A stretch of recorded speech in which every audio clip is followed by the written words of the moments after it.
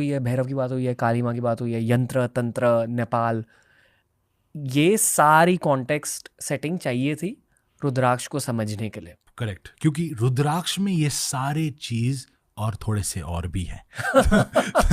तो रुद्राक्ष देखिए, नेपाल एक देवभूमि है, लेकिन नेपाल में एक ऐसा वैली है, एक ऐसा जगह है जिसको अरुण वैली बोला जाता है। Arun valley is the deepest valley in the world, और यहाँ का एनर्जी ऐसा है कि वहां पर ही रुद्राक्ष जो है उगता है।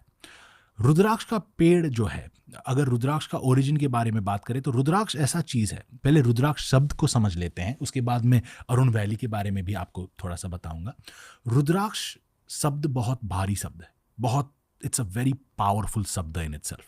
अब कलयुग में है तो इसमें भी बहुत ज्यादा डिबेट है कि रुद्राक्ष का अर्थ क्या होता है। कोई बोलते हैं कि रुद्राक्ष जो है रुद्र का अक्ष यानी कि आंख है, कोई बोलते हैं कि रुद्राक्ष यानी कि रुद्र का अक्ष यानी कि आंसू है। तो इसमें ही डिबेट हो रहा है। रुद्राक्ष का अर्थ जानने में तो किसी को लगा ही दे आर नॉट इंटरेस्टेड, ये डिबेट कर रहे हैं। लेकिन अगर हम डीपर जाए, सनातन धर्म के फॉलोअर्स हैं हम ये माइन्यूट और बहुत कंस्ट्रेन्ड माइंडसेट के साथ हमको जीना हमारा सनातन धर्म ये नहीं सिखाता। तो जाने तो हम पहचान जाएंगे कि दोनों सही है।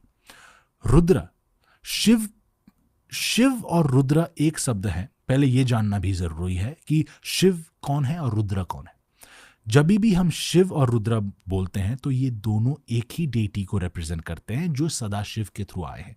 सदाशिव वो है जो निराकार निर्गुण, जिसको डिस्क्राइब, जिसके आकार नहीं है, जिसके गुण नहीं है, जिसको डिस्क्राइब नहीं किया जा सकता। Just imagine whatever you're imagining, that's not sufficient, वो है सदाशिव। राइट। तो सदाशिव से जो आते हैं वो शिव और रुद्र एक ही है। जैसे आपको पॉडकास्ट में टीआरएस बोला जाता है और बाहर आपको शायद लोग रणवीर और घर में कुछ और बोलते हैं बेस्ड ऑन योर कर्मा, ऐसे ही अगर हम शिव को as a transformer, as someone जो हमारे लाइफ को परिवर्तन करते हैं, वो डेटी के रूप में अगर हम शिव को देखते हैं तो उनको हम रुद्र बोलते हैं। अगर वेद का अध्ययन किया जाए तो पुराणिक टाइम में शिव का मेंशन होता है, लेकिन वैदिक टाइम में ऋग्वेद जो सबसे पुराना वेद है उसमें रुद्र का वर्णन होता है। रुद्र को बताया गया है कि हाउलर, डिस्ट्रॉयर, लेकिन रुद्र को बताया गया है कि कॉस्मिक हीलर।